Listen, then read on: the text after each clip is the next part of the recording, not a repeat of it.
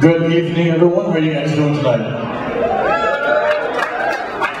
No, I didn't like that. Let's try it again. How are you guys doing tonight? That's what I like to hear. I want to welcome you guys to this beautiful wedding reception. How's it look? It looks amazing, doesn't it? Perfect. Well, since you guys are hyped up, we're going to start our grand entrance. But before I do that, like I said, I need this place to be loud. I like crazy loud. So before I introduce the bride and groom, I need to show them, and I want you to make them feel like they should be able to feel the noise by standing outside those doors. So you know what? We'll start it off like this. That's what I like to hear.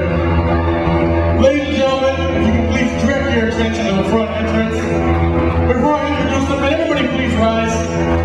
Everybody please rise. We'll start off by giving some noise. On the count of 3, I need some noise. 1, 2, 3. Please give it up for the beautiful bride and groom, Yaya and Matt.